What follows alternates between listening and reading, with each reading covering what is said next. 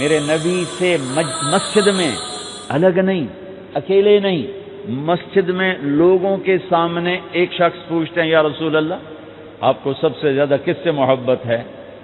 آپ نے کہا عائشہ سے۔ ہمارے ماحول میں کوئی یہ کہہ سکتا ہے مجھے اپنی بیوی سے سب سے زیادہ پیار ہے؟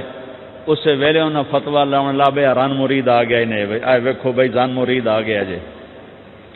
جس سے سب سے زیادہ محبت کرنی تھی اسی کو سب سے زیادہ ذلیل کرتے ہیں۔ دیکھو سب سے اہم رشتہ، میری بات غور سے سننا چونکہ ہمارا معاشرہ اس کو شاید ہضم نہ کر سکے تو آپ بھی نہیں کر سکیں گے، سب سے اہم رشتہ خامد اور بیوی ہے، سب سے مقدس رشتہ ماں باپ، سب سے مقدس رشتہ ماں باپ، لیکن سب سے بنیادی رشتہ خامد اور بیوی ہے۔ اللہ نے پہلا رشتہ جو دھرتی پہ قائم کیا وہ ایز اے ماں باپ نہیں، ایز اے خامد اور بیوی۔ آدم کو خامد بنایا، حوا کو بیوی بنایا، پھر انہی کو ماں باپ بنایا، انہی کو دادا دادی بنایا، انہی کو نانا نانی بنایا، انہی کو ساس اور سسر بنایا۔ سارے رشتے خامد اور بیوی سے جنم لیتے ہیں، آگے یہی دو رشتے روپ بدلتے ہیں۔ خامد اور بیوی کا رشتہ سب سے بنیادی ہے، سب سے اہم ہے، سب سے بڑا ہے، اور سب سے پہلا ہے اور سب سے آخری ہے۔ پہلا رشتہ بھی خامد اور بیوی کا قائم ہوا، اور دنیا میں بھی آخری رشتہ خامد بیوی رہ جاتا ہے۔ پتران دی شادی ہو گئی، دھیاں دی بھی شادی ہو گئی، بڈھا بڈھی کلے بیٹھے۔ ہمارے دیش کی کہانی کیا، میرے گھر کی کہانی۔ میں تبلیغ میں، میرا چھوٹا بھائی لاہور میں، بہنیں اپنے گھر، ماں پیو کلے بیٹھے ہوئے، ہمارے پاس آنے کے لیے تیار نہیں، اپنی جگہ چھوڑنے کے لیے تیار نہیں۔ پھر باپ فوت ہو گئے تو ہم نے منتیں کر لیں اپنی ماں کی کہ میں فیصلہ آباد میں رہتا ہوں، میرا بھائی لاہور میں ہوتا ہے، کہ ساڈے کو آ جاؤ نہ پتر، میں توڑے پیو دی جا نہیں چھڑنی۔ نہیں آئے ہمارے پاس، تنہا زندگی گزار دی۔ ہم تو آئے مہمانوں کی طرح آئے اور چلے گئے، تنہا زندگی گزار دی۔ تو پہلا رشتہ خامد اور بیوی، آدم اور حوا۔ پھر دنیا میں بھی اگر زندگی ہے، پہلے مر جائیں تو الگ بات ہے، اگر زندگی ہے تو پھر آخری رشتہ خامد اور بیوی، اور جنت میں جا کے ہمیشہ کا رشتہ خامد اور بیوی۔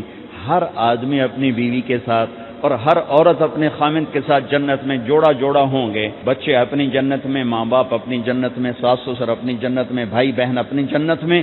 جنت میں بھی خامد اور بیوی کا اللہ نے ساتھ بنایا ہے۔ یہ رشتہ سب سے اہم رشتہ ہے۔ اس رشتے کو باقی رکھنے کے لیے اللہ تعالیٰ نے سینکڑوں آیات اتاری، اور اس میں دخل اندازی کے لیے کوئی راستہ نہیں چھوڑا، اولاد کو بھی نہیں چھوڑا کہ خامد اور بیوی کے رشتے کو۔ بعض بیویاں ایسی نادان ہوتی ہیں کہ اولاد کی محبت میں خامد کو ڈیگریڈ کرتی ہیں، بعض خامد ایسے نادان ہوتے ہیں اپنے ماں باپ کے احترام میں بیوی کو ذلیل کرتے ہیں، اپنے بہن بھائیوں کی سن سن کر اپنی بیوی کو مارتے پیٹتے ذلیل کرتے ہیں۔ یہ ہر گھر کی کہانی ہے۔ ان دونوں سے میرے اللہ نے روکا ہے۔ خامد اپنی بیوی کو سب سے زیادہ عزت دے، بیوی اپنے خامد کو سب سے زیادہ عزت دے۔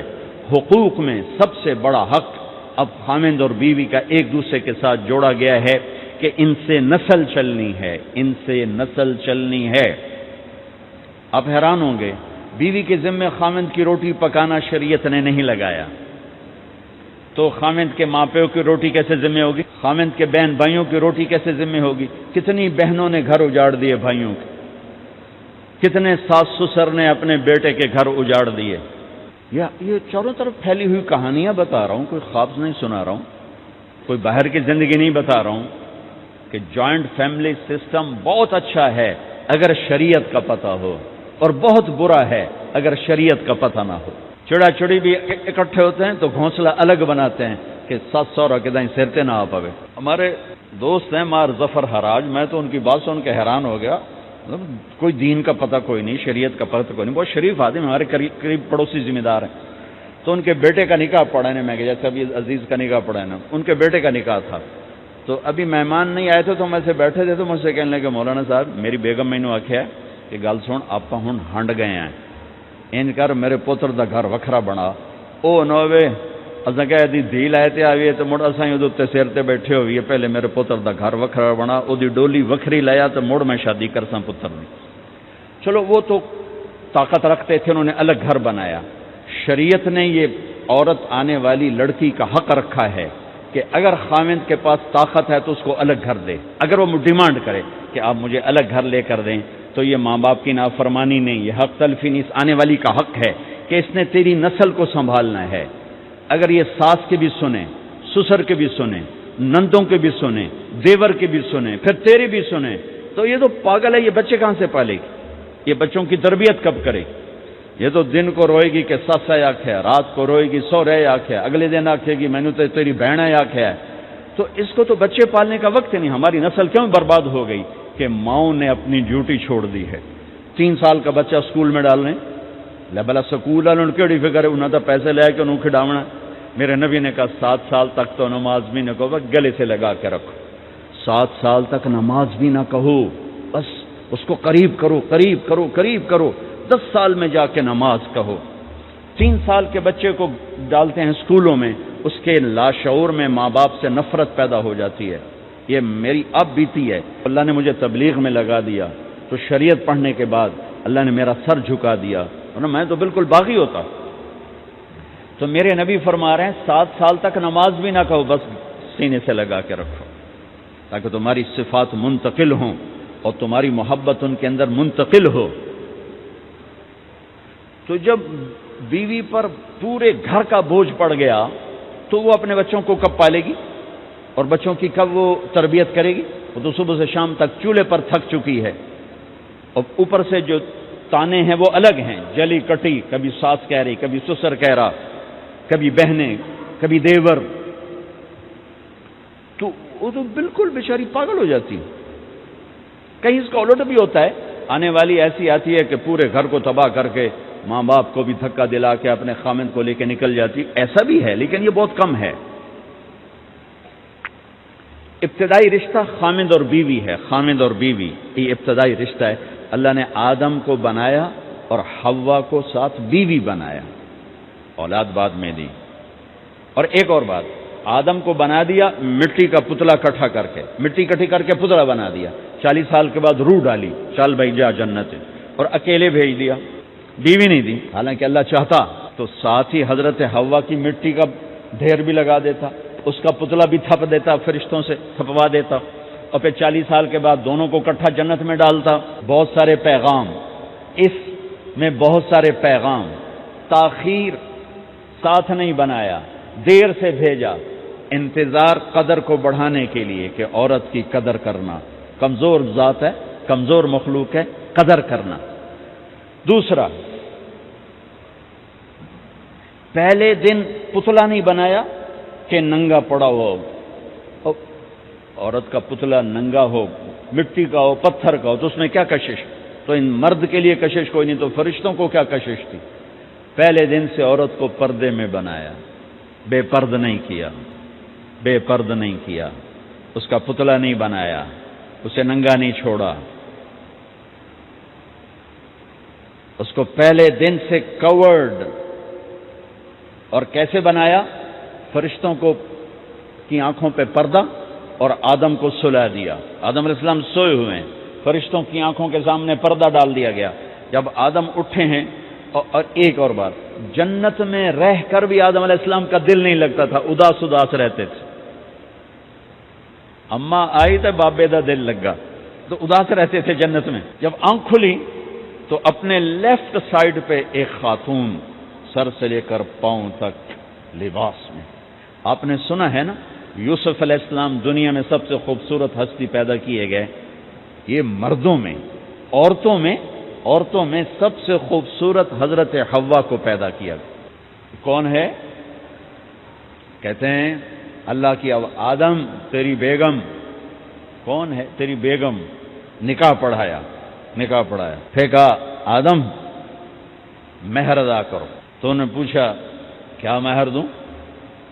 تو وہاں تو سونا چاندی ڈھیر لگے پڑے تھے، اللہ تعالیٰ کہتے 10 من سونا چاہ کے دے دے۔ میرے اللہ نے کہا تیری نسل میں میرا آخری حبیب آنے والا ہے، اس پہ ایک دفعہ درود پڑھ دے، یہ مہر ہے۔ سیدھے ہاتھ میں برکت ہے، پیدا کیا الٹی طرف سے. الٹی طرف سے کیوں پیدا کیا ہے؟ کہ الٹی طرف دل ہے اور دل کے نیچے جو پسلی ہے وہاں سے پیدا کیا. اس میں پیغام کیا دیا کہ عورت جس روپ میں ہو، پہلا روپ اس کا بیوی بنا، پھر وہ ماں بنی، پھر اس آگے بیٹی کا روپ ہے، پھر بہن کا روپ ہے، پھر خالہ ہے، پھوپھی ہے، دادی ہے، نانی ہے، ساس ہے. جس روپ میں بھی عورت ہے اس کو دل کے قریب جگہ دو. یہ دل کے نیچے سے پیدا کرنے میں یہ پیغام دیا گیا ہے. اسے ذلیل نہ کرو، اسے خوار نہ کرو، اسے بے عزت نہ کرو، اس پر شدت نہ کرو. تو پہلا بنیادی رشتہ خاوند اور بیوی ہے اور آخری رشتہ بھی خاوند اور بیوی ہے. لیکن اس وقت ہمارے معاشرے میں خاوند سے زیادہ اس کے ماں باپ حق جتلاتے ہیں، خاوند سے زیادہ اس کی بہنیں حق جلاتی ہیں، خاوند سے زیادہ اس کے رشتہ دار حق جتلاتے ہیں، اور جھوٹی سچی شکایتیں لگا کر بیوی سے متنفر کرتے ہیں، اور کہیں بیوی کو خاوند سے متنفر کرتے ہیں. آپس میں لڑائی لڑا کے پھر خوش ہوتے ہیں. میرے نبی سے پوچھا جائے یا رسول اللہ آپ کو سب سے زیادہ کس سے پیار ہے؟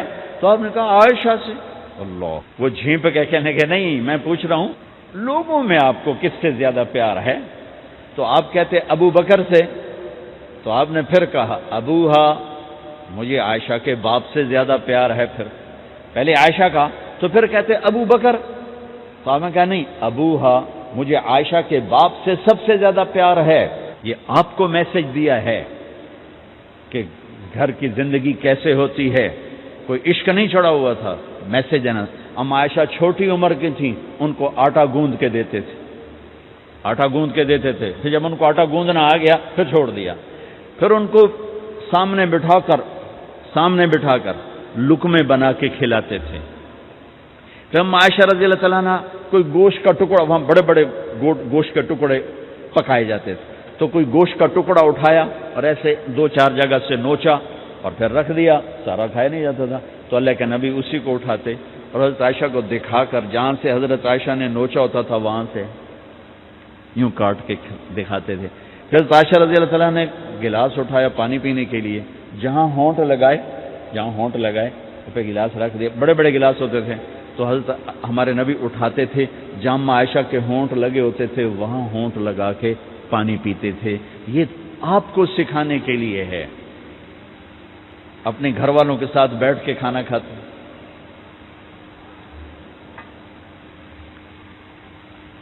یہ میرے نبی کی معاشرت ہے، یہ میرے نبی کی زندگی. گھر میں جھاڑو دیتے، اپنے کپڑے خود دھوتے، کوئی چیزیں بکھری پڑی ہوتی تو بیوی کو نہیں ڈانٹتے، خود اٹھ کے سیٹ کر کے رکھ دیتے. گھر والوں کے ساتھ مل کر برتن دھوتے، صفائی کرتے، گھر والوں کے ساتھ مل کر. یہ میرے نبی کی ایک خوبصورت زندگی ہے. بھائیوں بہنوں، ہم بھلا چکے ہیں. بیوی کے لیے خاوند کو سب سے بڑا حقدار. بعض لڑکیاں ایسی نادانی کرتی ہیں کہ شادی کے بعد بھی اپنے ماں باپ کی آنکھ کو دیکھ کے چلتی ہیں. شادی کے بعد سب سے بڑا حق خاوند کا ہے. شادی کے بعد سب سے بڑا حق خاوند کا ہے. ماں باپ پیچھے چلے جاتے ہیں، بہن بھائی پیچھے چلے جاتے ہیں. لیکن یہ نادانیاں بھی دیکھنے کو ملتی ہیں کہ شادی کے بعد بھی ماں باپ اپنی بچی کو اپنے قابو میں رکھنے کی ترتیبیں سوچتے ہیں تو وہ